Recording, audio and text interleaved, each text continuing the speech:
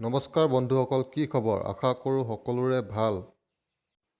বন্ধুসকল, আজি শিকিম আমি নিজৰ মোবাইলৰ সহায়ত কেনেদৰে ভোটাৰ আইডি ভেৰিফিকেশ্যন কৰিব পাৰি। প্ৰথমতে আমি গুগল পেজত যাব লাগিব।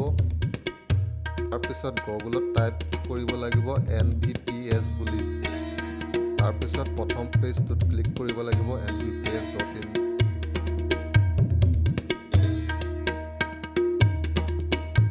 তাৰপিছত আমি এনেকুৱা এটা পেজ দেখা পাম। তললৈ আহিব, ইলেক্ট্ৰছ ভেৰিফিকেশ্যন প্ৰগ্ৰামত ক্লিক কৰিব। তাৰপিছত ডন্ট হেভ একাউণ্টত ক্লিক কৰিব। এতিয়া আপোনাৰ মোবাইল নম্বৰটো এণ্টাৰ কৰক।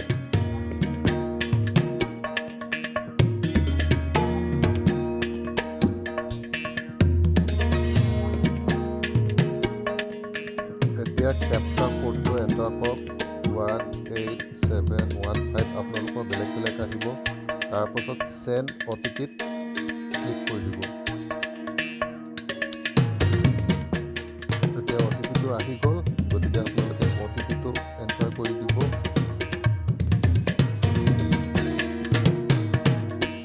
OTP-টো এণ্টাৰ কৰাৰ পাছত ভেৰিফাইড ক্লিক কৰি দিব। এতিয়া মোবাইল নং ভেৰিফাই হৈ গ'ল। তলত আছে আই হেভ ইপিক নাম্বাৰ আৰু এটা আছে আই ডোণ্ট হেভ ইপিক নাম্বাৰ।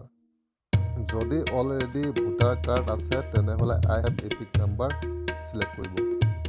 এতিয়া ইপিক নাম্বাৰ এণ্টাৰ কৰিব দিছে, মানে আপোনাৰ ভোটাৰ কাৰ্ডত থকা নাম্বাৰটো এণ্টাৰ কৰিব।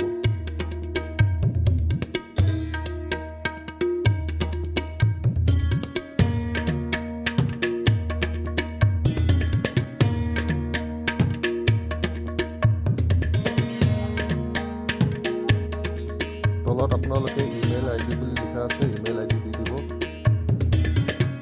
তাৰপাছত আপোনালোকে পাছপৰ্ট বনাব লাগিব। পাছপৰ্টটো এনেকুৱা হ'ব লাগিব যাতে এক্সাম্পল ৰাজু প্ৰথম কেপিটেল, বাকী স্মল, তাৰপিছত @ দিব, তাৰপাছত কিবা কিবি সংখ্যা দি দিব।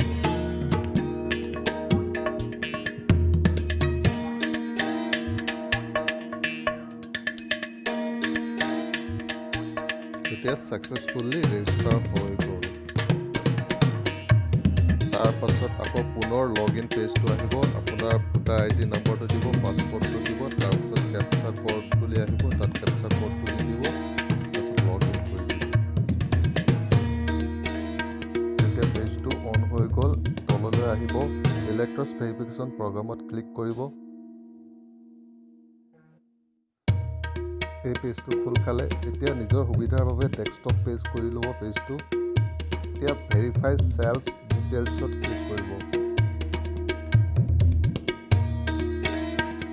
এতিয়া ভেৰিফাই মাই ডিটেইলছত ক্লিক কৰিব। এতিয়া ভোটাৰ আইডি আপোনাৰ ডিটেইলছ খোল খাই যাব। মোৰ যিহেতু ডেট অফ বাৰ্থ দিয়া নাছিলে, গতিকে ডেট অফ বাৰ্থ দি দিছোঁ। তাৰপাছত তলত দুটা অপশ্যন পাব, information displayed above is correct আৰু এটা information displayed above need correct. আপোনাৰ ডিটেইলছ যদি শুদ্ধ দিয়া আছে ওপৰৰ অপশ্যনটো ক্লিক কৰিব, আৰু যদি কিবা শুধৰণি কৰিব আছে তেনেহ'লে তলৰটো ক্লিক কৰিব। তাৰপাছত আপোনালোকে টাইপ অফ ডকুমেণ্ট ক্লিক কৰিব। তাৰপাছত যিকোনো এখন কাৰ্ড চিলেক্ট কৰি দিব, আধাৰ কাৰ্ড, পাছপৰ্ট। তাৰপাছত তলত আপোনালোকে ডকুমেণ্ট এখন আপলোড কৰিব লাগিব, ছাবমিট কৰিব লাগিব। যিহেতু আধাৰ কাৰ্ড আছে, গতিকে মই আধাৰ কাৰ্ড ছাবমিট কৰিম।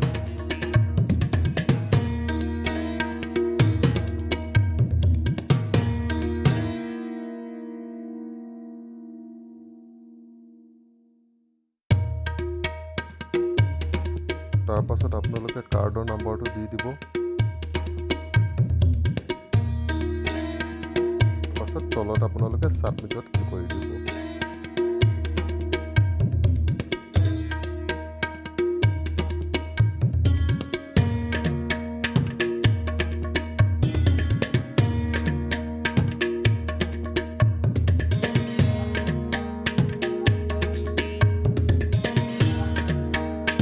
এতিয়া ভেৰিফিকেশ্যন ছাকচেছফুল হ'ল বুলি মেছেজ আহিব।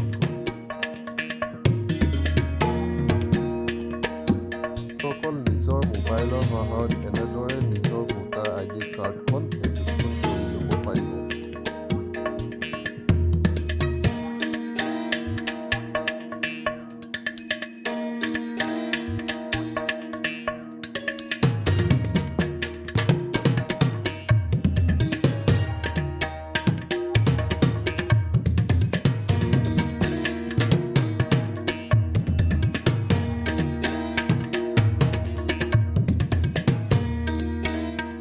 আপোনালোকে পলিং ষ্টেচনৰ ফিডবেকো দিব পাৰিব। ইয়াত আহিব কিছুমান কুৱেশ্যন সোধা হ'ব, তাত ইয়েছ ন দি দিব, হৈ যাব। আপোনালোকে নিজ ইচ্ছামতে দি দিব ইয়েছ ন।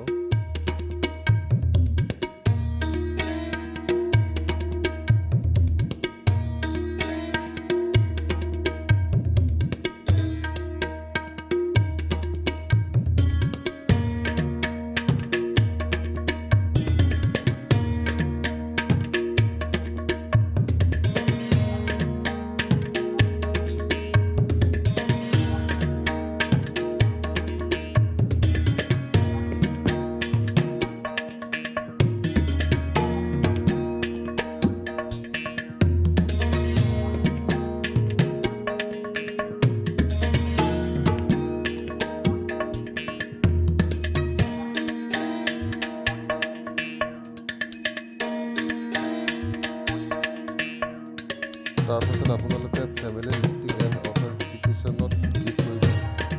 এতিয়া ফেমিলি লিষ্টিঙত ক্লিক কৰিব। ফেমিলি মেম্বাৰ বা voter ID card number add কৰি দিব, হৈ যাব। বন্ধুসকল, যদি ভিডিঅ'টো সঁচাই চাই ভাল পালে লাইক, কমেণ্ট আৰু শ্বেয়াৰ আৰু ছাবস্ক্ৰাইব কৰিবলৈ নাপাহৰিব। ধন্যবাদ। ভিডিঅ'টো চোৱাৰ বাবে অশেষ ধন্যবাদ। Thank U.